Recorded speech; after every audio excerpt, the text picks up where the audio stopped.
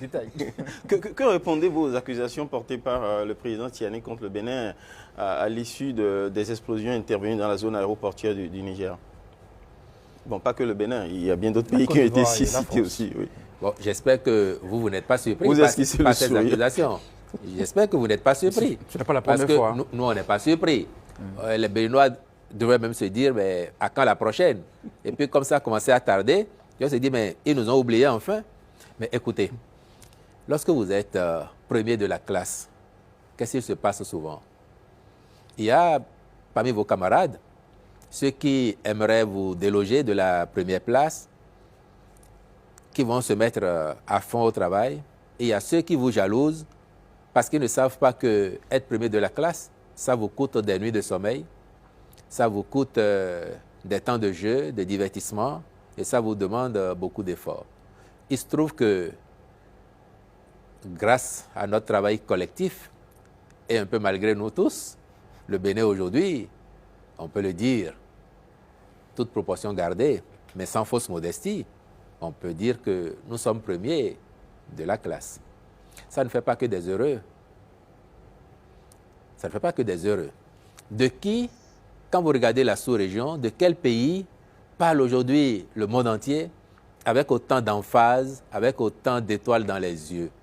Quelle est cette destination que les gens veulent venir découvrir quand vous allez sur les réseaux sociaux? C'est encore du Bénin. Et puis moi, j'ai été heureux de voir que, à la suite des déclarations de M. Tiani, même ses concitoyens sur les réseaux, ils disent ne pas y croire. Moi, j'ai lu beaucoup de réactions. Les Nigériens disent non, ça suffit, laissez le petit Bénin tranquille. Nous, on sait que les Béninois, ce sont nos frères, ce sont nos amis. Donc, les Nigériens même n'y croient pas. À plus forte raison, ici. Et puis enfin, il y a une sagesse quand même chez nous ici qui dit que si quelqu'un se dénude et arrache votre couverture, se met à courir avec dans la rue, ne le pourchassez pas tout nu aussi, sinon on va vous confondre. Bon, donc on s'en tiendrait à ce qui est observé, à la réaction des populations qui nous rassure, parce que même au Niger, les gens n'y croient pas. Dans ce qu'il a dit, au-delà d'une accusation, il y avait des menaces aussi. Nous apprécierons. Et puis, peut-être aussi, vous savez, tout à l'heure, vous avez évoqué le 7 décembre. Et nous, on sait ce qu'on a vécu le 7 décembre. Et on sait très bien quelle est la partition de certains pays de la sous-région.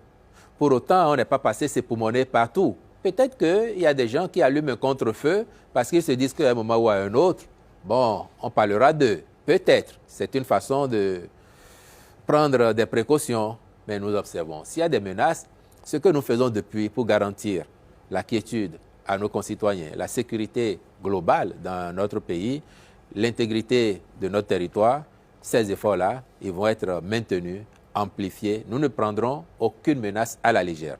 Mais nous n'aurons pas de temps à perdre sur des questions ou avec des gens dont la seule vocation, c'est de nous empêcher d'avancer pour continuer à être premiers. Nous, on veut être premiers aujourd'hui, demain, tout le temps et en tout ce que nous faisons. Merci beaucoup à vous, monsieur le porte-parole du gouvernement. Chéric, nous sommes au seuil de cette émission. C'était le porte-parole du gouvernement face à l'actualité dans Focus, votre rendez-vous Focus. Merci.